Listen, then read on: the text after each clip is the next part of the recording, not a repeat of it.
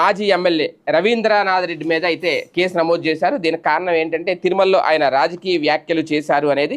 YSRCP senior నేత వైఎస్ఆర్ జిల్లా కమలాపురం మాజీ ఎమ్మెల్యే రవీంద్రనాథ్ రెడ్డిపై టీటీడీ కక్షపూరితంగా వ్యవహరిస్తోంది అనేది వైసీపీ ప్రధానంగా చేస్తున్న ఆరోపణ. ఆదివారం ఆయన శ్రీవారి దర్శనం తర్వాత రాజకీయ వ్యాఖ్యలు చేశారని ఆరోపిస్తూ టీటీడీ అధికారులు పోలీసులు ఫిర్యాదు చేశారు. రాజకీయ ద్వేషపూరిత ప్రసంగాలు చేశారు అని ఆరోపిస్తూ పోలీసులు అదే రోజు రాత్రి బిఎన్ఎస్ చట్టం సెక్షన్ 223 కింద కేసు నమోదు చేశారు. అయితే అంతకు ముందు రోజు సిపిఐ జాతీయ ప్రధాన కార్యదర్శి నారాయణ సైతం తిరుమలలో రాజకీయ వ్యాఖ్యలు చేశారు.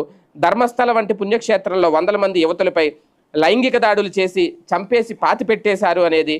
కర్ణాటకలో బీజేపీ ప్రభుత్వం ఉంటే ఆ కేసును నీరుగార్చేదని, కాంగ్రెస్ ప్రభుత్వం కాబట్టి విచారణకు సిట్టు వేసింది అంటూ శ్రీవారి ఆలయం ముందే వ్యాఖ్యానించారు. అలాగే గత 2 నెలల్లో ప్రస్తుత పాలక మండలి సభ్యులు కొందరు తిరుమలలో రాజకీయాలు కూడా మాట్లాడిన సందర్భాలు చాలా ఉన్నాయట.